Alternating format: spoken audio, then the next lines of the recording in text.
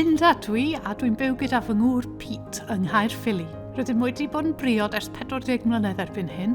Mae'n 2 blentyn wedi tyfu fyny a mae ganddyn nhw eu teuluoedd eu hunain. Rydyn ni'n aros yn agos iawn ac yn dwlu bod yn fam gi a thad ci. Pan wnaethon ni ymddeol yn gynnar 10 mlynedd yn ôl, roedd ganddon ni chydig mwy o amser ar ein dwylo, felly penderfynon ni ystyried maethu. Roeddem yn teimlo falle bod gennym lawer mwy i'w roi i'w blant hun. Cyn gyntedd ag y gwnaethon ni gysylltu â thîm maethu awdurdod lleol yng Caerffili, roedd e'n teimlo bod yn siarad efo pobl oedd ar yr un donfedd â ni, oedd am wneud pethau'n well i blant. Mi wnaethon nhw'r broses yn hawdd i ni, ond mae angen iddyn nhw wybod popeth amdanoch chi mwyn gwybod ydy maethu'n iawn i chi.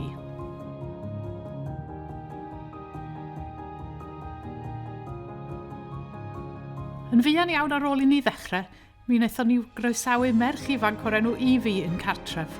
Roedd hi'n 12 mlwydd oed pan gyrhaeddodd hi. Roedd hi chydig yn wyllt ar adegau a mewn helynt yn aml. Fe wnaethon ni ei helpu hi ddysgu ffyrdd newydd o reoli ei hemosiynau ac i wybod i bod ni yn ei charu hi beth bynnag fyddai'n digwydd. Roedd hynny amser maeth yn ôl. Mae hi bellach yn 19 oed ac yn fenyw ifanc hyfryd.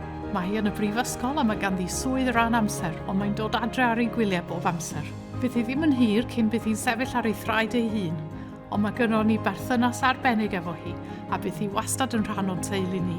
Rydym hefyd yn gofalu am Charlotte, sy'n 20 oed ar hyn o bryd.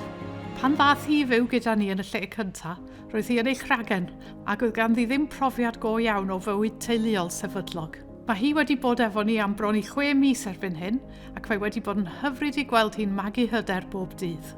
Rydym yn gweithio efo Charlotte, ei theulu estynedig a'r tîm, i ddod o hyd i'r lle iawn i Charlotte ymgartrefu yn yr hir dymor. Rydym wrth ein bodden maethu gyda thîm yr awdurdod lleol. Rydych chi wir yn teimlo'n rhan o gymuned.